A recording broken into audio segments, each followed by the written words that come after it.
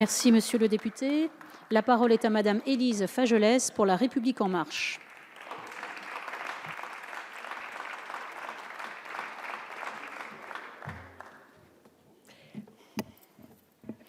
Merci Madame la Présidente, Madame la Ministre, mes chers collègues. Pour aborder le débat sur cette proposition de loi avec pragmatisme et pour éviter les caricatures entendues de part et d'autre, je crois utile de répondre à quelques questions. Est-ce que cette proposition de loi a vocation à traiter de l'accueil des demandeurs d'asile, de l'intégration des réfugiés, de la situation de tous les étrangers sur notre territoire? À l'évidence, non. Nous apportons ici une réponse légale à un arrêt de la Cour de cassation du 27 septembre 2017 qui constatait, dans le droit français, l'absence de définition du risque non négligeable de fuite. Et à quoi nous sert cette définition? À faciliter le transfert avec une possibilité de mise en rétention des personnes à qui l'on a notifié leur placement sous procédure Dublin, c'est-à-dire dont les empreintes ont déjà été enregistrées dans un autre État de l'Union européenne. Le règlement Dublin III permet cette mise en rétention lorsque 4 conditions sont remplies. Qu'il existe un risque non négligeable de fuite du demandeur d'asile, que la rétention a été décidée sur la base d'une évaluation individuelle, que la rétention est proportionnelle et qu'aucune mesure moins contraignante ne peut être prise. Le texte qui nous est soumis vise donc à définir les critères permettant d'apprécier la première de ces conditions, le risque non négligeable de fuite. On est donc loin d'un texte général sur notre politique migratoire. Pour légiférer au mieux, il est important de préciser l'objet des textes, de les replacer dans leur contexte et de ne pas y mettre tous les fantasmes et tous les dogmes. Nous ne faisons pas comme si nous n'allons pas nous retrouver d'ici quelques semaines pour discuter tous ensemble d'une réforme qui permettra de rendre plus effectif notre droit d'asile. Est-ce que le règlement Dublin III est une réponse satisfaisante à la crise migratoire que nous connaissons en Europe depuis 2015? À l'évidence, ici encore, non.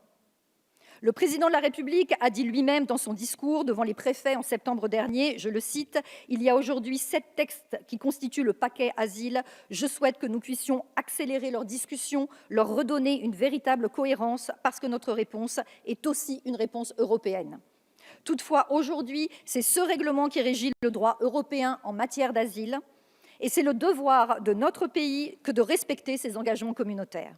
Or, pour permettre à nos services préfectoraux et à nos forces de police d'appliquer le règlement Dublin III, nous devons leur donner cette base légale. J'étais cette semaine auprès des services de la préfecture de police de Paris et j'ai entendu le désarroi des agents qui se retrouvent face à un nombre très important de personnes placées sous procédure Dublin, dont ils ne peuvent étudier plus avant la situation administrative et dont ils ne peuvent non plus procéder au transfert lorsque ces personnes se soustraient aux autorités. Il est de notre responsabilité politique à tous, dans cet hémicycle, de permettre une bonne application de la loi. Bref, ce texte est-il la panacée? Certainement pas. Le texte issu de la première lecture par notre Assemblée a permis d'introduire des garanties supplémentaires pour les personnes placées sous procédure Dublin, ces garanties qui ne sont pas ici remises en cause. Nous devons aujourd'hui voter conforme ce texte tel que modifié par le Sénat. Il me paraît essentiel de nous souvenir de ce qui nous amène tous, députés, représentants de la nation, à siéger ici dans cet hémicycle. Nous sommes là aujourd'hui pour légiférer, c'est-à-dire pas seulement pour échanger des points de vue, s'envoyer des paroles, faire résonner des mots. Il s'agit de débattre pour faire la loi, pour donner des outils juridiques qui permettent aux agents de police, aux fonctionnaires préfectoraux d'agir pour faire appliquer un règlement européen qui nous engage.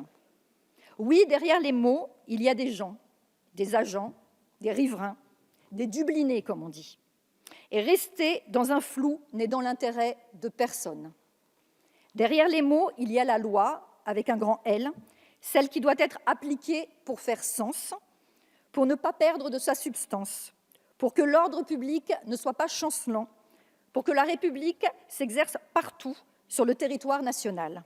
C'est pourquoi, mes chers collègues, le groupe La République en marche vous invitera à voter ce texte. Merci madame la députée.